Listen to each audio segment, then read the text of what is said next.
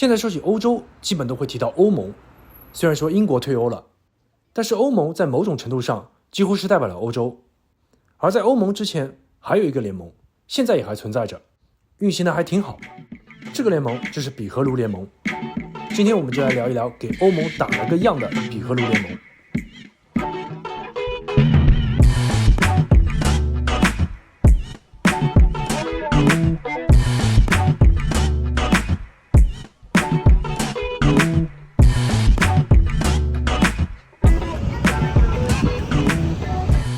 既然提到了欧盟，咱们简单来说说欧盟的历史。欧盟全称是欧洲联盟，再早一点叫欧洲共同体。而这个共同体之前就是有很多的共同体，其中欧洲煤钢共同体是成立最早也是最有影响力的。那当时欧洲那么多国家都各自为政，怎么就想起来联盟呢？其中一个重要的原因就是当时的欧洲已经有一个小联盟，而且做得也不错，这个就是比荷卢联盟，中文中也习惯叫荷比卢联盟。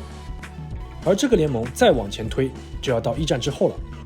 当时没有比荷卢联盟，只有比卢联盟，是比利时和卢森堡在1921年成立的一个联盟，主要目的就是为了固定两国之间法郎的汇率，而且这个制度一直存在到欧元的诞生。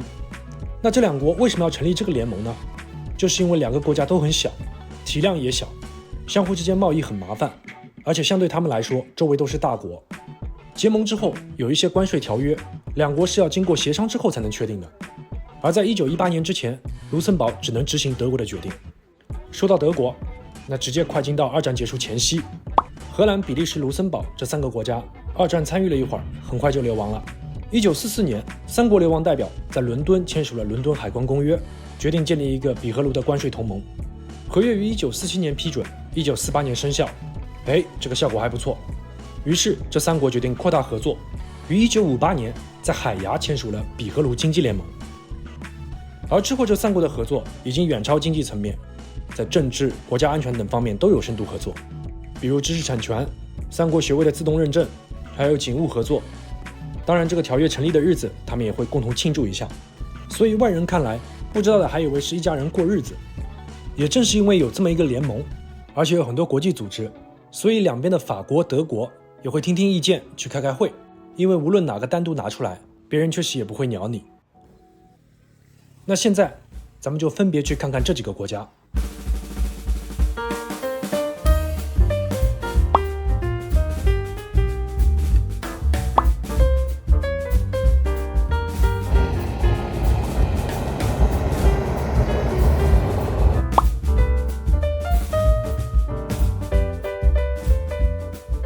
卢森堡咱们之前说过，就不具体展开说了。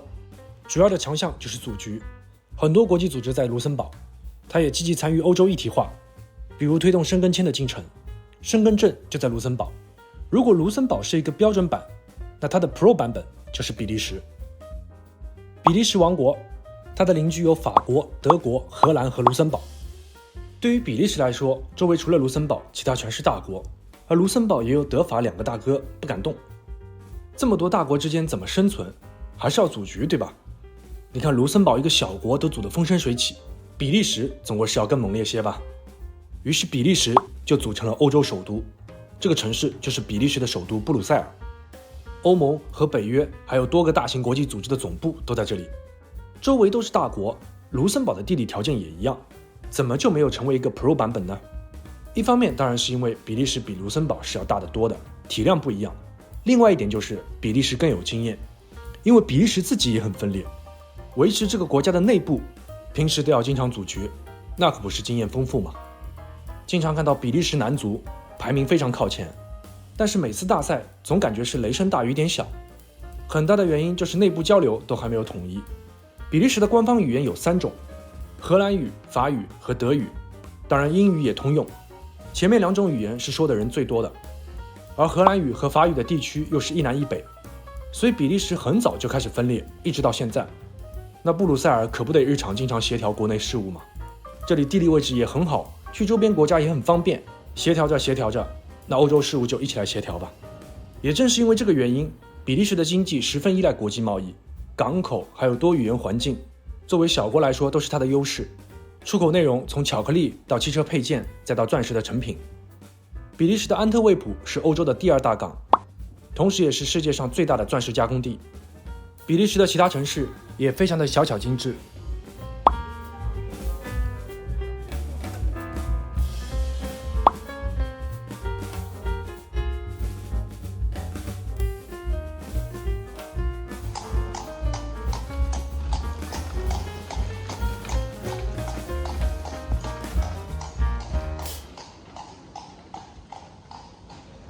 接下来我们来看看荷兰，这3个国家中面积最大的。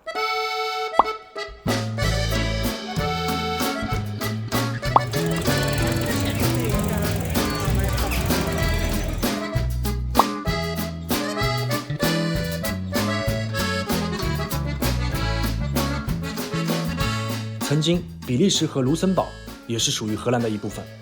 荷兰的地理条件也非常好，那它怎么就没有成为比利时这样的欧洲首都呢？有一个原因就是曾经的势力太大了。那这个组局就比较微妙。荷兰的领土范围其实不止于欧洲，它的加勒比地区还有3个特别行政区，有3个岛。荷兰的组局偏科就比较明显，比方说国际刑事法庭、欧洲刑警组织、欧洲检察官组织等等，一般都放在海牙，所以海牙也被称为国际司法之都。当然肯定不止这一点，荷兰也是欧盟、北约还有经合组织、世贸组织的创始成员国之一。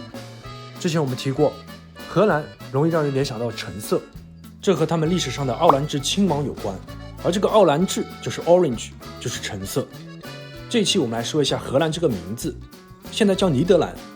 现在这个尼德兰的名字直译过来就是海拔比较低的一个地方，而原先的 Holland 主要指的就是现在北荷兰省和南荷兰省的这块地方。以前的荷兰语叫 Hotland， 这个 Hot 类似于德语中的 Holz， 这个名字如果直译的话，意思就是木头比较多的地方。但是整个国家还有其他的范围，所以为了重塑国家形象，从2019年开始，荷兰政府就宣布在正式场合一律用 Nederland， 而中文的译名大家都比较习惯，也挺好听，汉字也非常的优美，所以就保持荷兰不变。